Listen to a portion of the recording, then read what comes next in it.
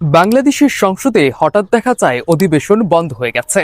কখনো বিরোধী দল হেঁটে বেরিয়ে যাচ্ছে, আবার কখনো স্পিকার বলছেন এই বক্তব্য এক্সপাঞ্জ করা হলো। কিন্তু প্রশ্ন হলো, সংসদের বিভিন্ন ভাষা যেমন কোরাম সংকট, ওয়াকআউট, ফ্লোর ক্রসিং এসবের আসল মানে কি? আজ আমরা খুব সহজভাবে বুঝে নেব সংসদের ভেতরের কিছু গুরুত্বপূর্ণ ভাষা। ত্রয়োদশ জাতীয় সংসদের সবচেয়ে বড় বৈশিষ্ট্য হলো এখানে নির্বাচিত 296 জন সদস্যের মধ্যে 227 জনে প্রথমবারের মতো এমপি, অর্থাৎ প্রায় 76% সদস্যই নতুন।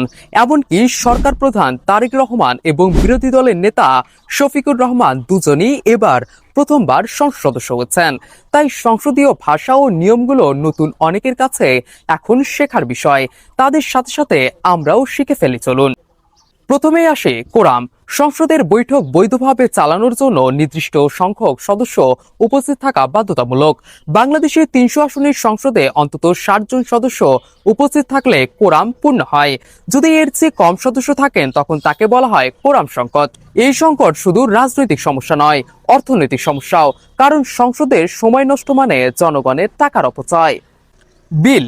সংসদে নতুন আইন তৈরির প্রস্তাবকে বলা হয় বিল। বিল সাধারণত দুই ধরনের: এক, সরকারি বিল যা মন্ত্রীরা উত্থাপন করেন; দুই, বেসরকারি বিল যা কোনো সাধারণ সংসদ সদস্য উত্থাপন করেন। কিন্তু আশ্চর্যের বিষয় হলো, বাংলাদেশের ইতিহাসে বেসরকারি বিল পাশ হয়েছে মাত্র 9টি, অর্থাৎ অধিকাংশ আইনই আসে সরকার থেকে। Floor crossing. সংসদের বিতর্কের জায়গাকে বলা হয় ফ্লোর। যখন কোনো সংসদ সদস্য নিজের দলের সিদ্ধান্তের বিরুদ্ধে ভোট দেন তখন তাকে বলা হয় ফ্লোর ক্রসিং। বাংলাদেশের সংবিধানের ৭০ অনুচ্ছেদ অনুযায়ী কেউ যদি ফ্লোর ক্রসিং করেন তাহলে তার সংসদ সদস্য পদ তাৎক্ষণিকভাবে বাতিল হতে পারে।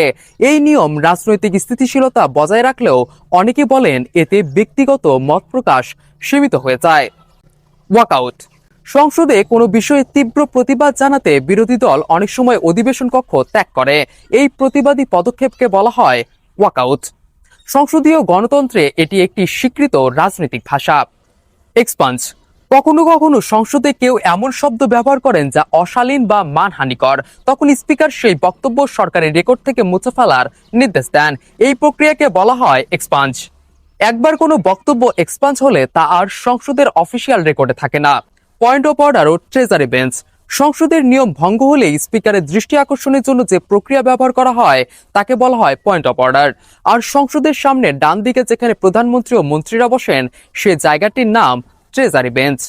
নতুন মুখে ভরা এই সংসদে সংসদীয় ভাষা ও রীতিনীতির ব্যবহার কতটা সঠিকভাবে হবে সেটি এখন দেখার বিষয়, কারণ সংসদ শুধু রাজনীতির মঞ্চ নয়, এটাই দেশের আইন তৈরির সবচেয়ে গুরুত্বপূর্ণ জায়গা।